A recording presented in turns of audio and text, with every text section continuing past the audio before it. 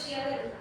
அப்படிதான் ஒரு பெண் வந்து தன்னுடைய கனவு நனவானதை பத்தி கடிதம் மூலமா தன்னுடைய அத்தைக்கு எழுதியிருந்தா. அதை பத்தி தான் நம்ம இப்போ பார்க்கணும். வாங்க பார்க்கலாம். முதல்ல பாடத்துல நுழையும் முன். தமிழில் இயல் உண்டு, இசை உண்டு, நாடகம் உண்டு. இவை மூன்றுமே நம்மளுடைய தமிழ் மொழியில மிகவும் இன்றியமையாத ஒன்று அப்படின்னே சொல்லலாம். இவை மட்டுமல்ல, அறிவியலும் உண்டு. தமிழுக்கு அறிவியல் என்பது புதிதான விஷயம் அல்ல. அன்று முதல் இன்று வரை அறிவியல் செய்திகளை இலக்கியங்கள் வாயிலாக வெளியிட்டிருக்கிறார்கள் நம்முடைய முன்னோர்கள். இலக்கியங்கள் கூறும் செய்திகளை நாம் அறிவோம். ஆரம்பம். கடிதம்ல இரண்டு வகையான கடிதங்கள் இருக்கு. ஒன்று அலுவலக கடிதம், மற்றொன்று உறவை முறை கடிதம். அலுவலக கடிதம் வந்து நம்ம வந்து ஏதாவது தேவைக்காக நம்ம எழுதணும். அது வந்து நம்மளுடைய புகார் கடிதமாக இருக்கலாம், அல்லது நம்மளுடைய தேவைகளுக்காக இருக்கலாம், அலுவலகங்களுக்கு எழுதக்கூடியது. உறவை முறை கடிதம் வந்து நம்மளுடைய உற்சாக உறவினர், தோழி, தோழன் மற்றும் நம்மளுடைய மாமா, அத்தை அவர்களுக்கு எழுதுவதுதான் உறவை முறை கடிதம். இப்போ உறவை முறை கடிதம் தான் இது. பாருங்க, முதல் உறவை முறை கடிதத்துல இடம் எழுதணும், அடுத்துதான் நாள் எழுதணும். இங்க இந்த பொண்ணு தன்னுடைய ஊர் பெயர் போட்டு இடம் எழுதிருக்கா, நாள் எழுதிருக்கா. இப்போ பார்க்கலாம் வாங்க. தன்னுடைய அத்தைக்கு எழுதுறா. அன்புள்ள அத்தைக்கு வணக்கம், நான் நலம், நீங்கள் நலமா? என் பள்ளி பருவ கனவு நனவாகிவிட்டது. ஆமத்தை, இளம் அறிவியல் ஆய்வாளர் பணிக்கு நான் தேர்வு செய்யப்பட்டிருக்கிறேன். நாளை காலை சதீஷ் தவான் விண்வெளி ஆய்வு நிறுவனத்தில் பணியில் சேர வேண்டும். இந்த மகிழ்ச்சியான நேரத்தில் உங்களைத்தான் நினைத்துக் கொள்கிறேன். நான் 6ஆம் வகுப்பு படிக்கும் போது உங்களுக்கு ஒரு கடிதம் எழுதினேனே, நினைவிருக்கிறதா என்று அவள் தன்னுடைய அத்தையிடம் கேட்கிறாள். இதுதான் சதீஷ் தவான் விண்வெளி ஆய்வு மையம். அந்த 6ஆம் வகுப்புல அந்த பொண்ணு எழுதின கடிதம், அந்த அத்தைக்கு எழுதின கடிதம். என்ன கடிதம் அப்படிங்கிறத பார்க்கலாம். அன்புள்ள அத்தை, நான் நலம், நீங்கள் நலமா? வரும் காலத்தில் உங்களைப் போல அறிவியல் துறையில் பணியாற்ற வேண்டும் என்பது என் விருப்பம். நான் அரசு பள்ளியில் தமிழ் வழியில் படிக்கிறேன். அது உங்களுக்கும் தெரியும். தமிழில் படித்து அறிவியல் அறிஞர் ஆக முடியாது என்று பலரும் கூறுகிறார்கள். என்னால் சாதிக்க முடியாதா? தமிழில் படித்தால் என் கனவு நிறைவேறுமா? எனக்கு வழிகாட்டுங்கள் என்று அந்த பெண் 6ஆம் வகுப்பு படிக்கும் பொழுதே தன்னுடைய அத்தையிடம் கேட்டிருக்கிறார். என்ன கேட்டிருக்கிறார்? தமிழ் வழியில் படிச்சா அறிவியல் அறிஞராக உயர்வாக நம்மளால வர முடியாதா அப்படின்னு சொல்றாங்களே, இது வந்து உண்மையா? எனக்கு பயமா இருக்கு, அதுக்கு நீங்க வந்து எனக்கு வழிகாட்டுதல் கொடுங்க அப்படின்னு சொல்லிட்டு தன்னுடைய அத்தை கிட்ட 6ஆம் வகுப்பு படிக்கும் பொழுதே தன்னுடைய சந்தேகத்தை தீர்த்து கொண்டார் இன்சுலின். அதன் பிறகு நீங்கள் எனக்கு தொடர்ந்து பல கடிதங்கள் எழுதினீர்கள். செய்திகள் பலவற்றை கூறி ஊக்கம் அளித்துக் கொண்டே இருந்தீர்கள். என் ஐயங்கள் எல்லாவற்றையும் தீர்த்து வைத்தீர்கள். என் கனவுகளுக்கு உரமூட்டியவை உங்களின் கடிதங்களே. அவருடைய கனவை மேலும் மேலும் நினைவாகணும் அப்படின்ற ஆர்வத்தை கொண்டு வந்தது அந்த பெண்ணுடைய அத்தையினுடைய கடிதம். அதுதான் சொல்லியிருக்கோம். அக்கடிதங்களை அறிவு கருவூலங்களாக இன்றும் பாதுகாத்து வருகிறேன். என்னுடைய உயர்வுக்கு காரணமான அவற்றை மீண்டும் மீண்டும் படித்து பார்ப்பது வழக்கமாகிவிட்டது. இப்பெல்லாம் வந்து நம்ம ஏதாவது ஒரு பொருள் கொடுத்தோம்னா அதை வச்சுட்டு இருக்கோம் இல்லையா? அது பார்ப்போம், நல்லா இருக்கிற வரைக்கும் கொஞ்ச நாள் வச்சிருப்போம், அதுக்கப்புறம் என்ன பண்ணிடுவோம்? ஆனா அந்த பெண் தன்னுடைய கனவை நனவாக்கக்கூடிய தன்னுடைய அத்தை எழுதிய அந்த கடிதத்தை அவள் என்ன பண்ணிட்டு இருக்கா? பொக்கிஷம் போல பாதுகாத்து வச்சுட்டு இருக்கா. அதை மீண்டும் மீண்டும் என்ன பண்ணிட்டு இருக்கா? படித்துக் கொண்டு இருந்தாள். அதற்கு அவளுடைய அத்தை எழுதக்கூடிய கடிதம் என்னன்றத நம்ம பார்க்கலாம். அன்புள்ள இசுவை, இங்கு நான் நலமாக இருக்கிறேன். உன் கடிதம் கிடைத்தது. 6ஆம் வகுப்பிலேயே உன் எதிர்கால இலக்கை, அதாவது எதிர்காலத்துல நீ எந்த இலக்கை எட்ட போற அப்படின்றத நீ உருவாக்கி கொண்டு விட்டார். எனக்கு ரொம்பவே மகிழ்ச்சி. தமிழில் படித்தால் சாதிக்க முடியாது என்பது ஒரு தவறான எண்ணம். சாதனையாளர்கள் பலரும் தங்கள் தமிழ் மொழியில்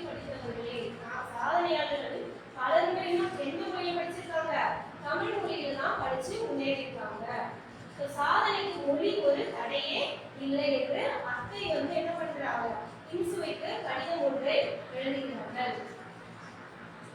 நீண்ட நெடுங்காலமாகவே தன்னுடைய அறிவியல் சிந்தனைகளோடு விளங்கியவர்கள் நம்முடைய தமிழர்கள். தமிழ் இலக்கியங்களில் அறிவியல் சிந்தனைகள் பல காணப்படுகின்றன. அவற்றுள் சிலவற்றை உன்னுடன் பகிர நினைக்கிறேன் என்று அத்தை கூறுகிறார். நிலம், நீர், நெருப்பு, காற்று, ஆகாயம் என்னும் ஐந்தும் கலந்தது இந்த உலகம் என்பது அறிவியல் உண்மை. இதனை தொல்காப்பியர் தமது தொல்காப்பியம் என்னும் நூலில் இக்கருத்தை குறிப்பிட்டுள்ளார். மேலும் உலக உயிர்கள் ஓரறிவு முதல் ஆறறிவு வரை வகைப்படுத்தியும் உள்ளார். அதாவது புல் முதல் மனிதன் வரைக்கும் என்ன பண்ணியிருக்காரு, அதை வகைப்படுத்தி இருக்காரு. யாரு, தொல்காப்பியர். அதுதான் தொல்காப்பியம் நூல்ல நம்மளுக்கு கொடுத்திருக்காங்க. தொல்காப்பியம்ல நிலம், தீ, நீர், வழி, விசும்போடு ஐந்தும் கலந்த மயக்கம் உலகம் ஆதலின் என்று தொல்காப்பியத்துல நமக்கு கொடுக்கப்பட்டிருக்கு. இதே வந்து பாருங்க, கடல் நீரானது ஆவியாகி மேகமாகும். பின்னர் மேகம் வந்து குளிர்ந்து மீண்டும் என்னாகும், மழையாக பொழியும்.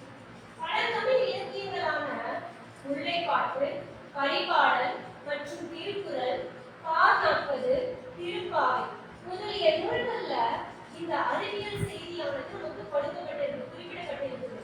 அதாவது திரவ பொருட்களை எவ்வளவு அழுத்தினாலும் அவற்றின் அளவை சுருக்க முடியாது என்ற அறிவியல் கருத்து நமக்கு இதனை விளக்குகிறது. சொன்னீங்களா, நமக்கு பாநாற்பதிலையும் திருப்பாவையிலையும் திருக்குறள்லையும் நம்மளுக்கு இதை பத்தி கொடுத்திருக்காங்க. இதை வந்து பாநாற்பதுல எப்படி கொடுத்திருக்காங்க, கடல் நீர் முகந்த கமஞ்சூர் எழுதி என்று குறிப்பிட்டுள்ளார்கள். அடுத்த பாத்தீங்கன்னா பதிற்றுப்பத்து பாடல்ல ஆழ அமுக்கி முகக்கிலும் ஆழ்கடல் நீர் நாளி முகவாறு நாள் நாளி என ஔவையார் பாடலில் கூறப்பட்டுள்ளது. அடுத்து பாருங்க, நெடுவெள்ளூசி நெடுவசி பறந்தவது என்று பதிற்றுப்பத்து பாடல்ல குறிப்பிடப்பட்டிருக்கு. அதாவது போர்க்களத்தில் மார்பில் புண்படுவது இயல்பு. அப்படி புண்பட்ட அந்த வீரர் ஒருவரின் காயத்தை வெண்ணிற ஊசியால் தைத்த செய்தி நமக்கு பதிற்றுப்பத்து பாடல்ல, பதிற்றுப்பத்து என்னும் நூல்ல இடம்பெற்றுள்ளது அப்படின்னு நம்ம சொல்லலாம். அடுத்ததான் நற்றிணை. நற்றிணையில போற்றுரா எரிந்தன சுருக்கி நரம்பின் முடிமுடி பரதவர் என்று சுறாமை தாக்கியதால் ஏற்பட்ட புண்ணை நரம்பினால் தைத்த செய்தியும் நற்றிணை என்னும் நூலில் காணப்படுகிறது. முற்காலத்துல இலக்கியங்கள்ல இடம்பெற்றுள்ள இந்த அறுவை மருத்துவத்துக்கான இன்றைய கூறுகள் வியப்பளிக்கக்கூடியதாக இருக்கு அப்படின்னு நம்ம சொல்ல முடியும்.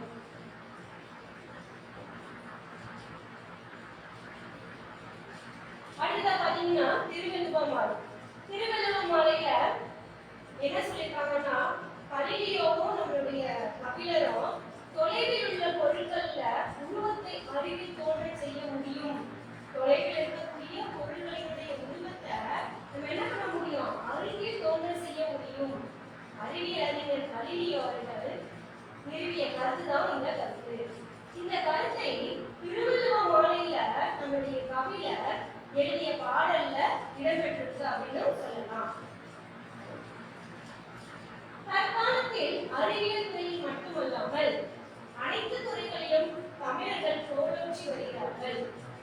சாதனையாளர்களின் வாழ்க்கை நிகழ்வுகளை அறிந்து கொள். நமது நூலகம் உனக்கு மிகவும் உதவியாக இருக்கும். அதாவது நூல் வாசிப்பு உன் சிந்தனைக்கு, அதாவது சிந்தனைக்கு வளம் சேர்க்கும், அறிவியல் மனப்பான்மை பெருகும் என்று அத்தை இன்சுவைக்கு அறிவுரை கூறுகிறார். தமிழராலும் எந்த துறையிலும் எதையும் சாதிக்க முடியும். தொடர்ந்து நீ என்ன பண்ணிக்கிற, முயற்சி செய், நீ வெல்வாய், உன் கனவு நனவாக வாழ்த்துகிறேன் என்று இன்சுவையை அவருடைய அத்தை வாழ்த்துகிறார். அதாவது அந்த பொண்ணு சொன்னாங்க இல்லையா, தமிழ்ல பயின்று என்னால முன்னேற முடியுமா அப்படின்ற ஐயம் கொண்டாரு இல்லையா. தமிழ் மொழியில பயின்று அறிவியல்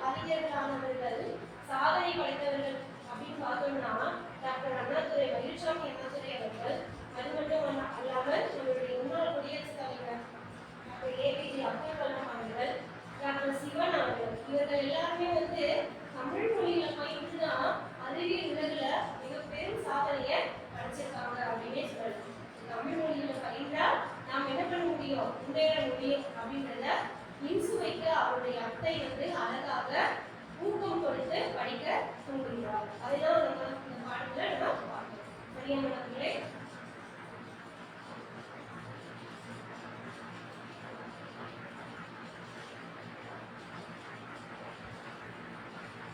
இந்த பாடத்துல வந்து இன்சுவை போல நீங்களும் உங்களுடைய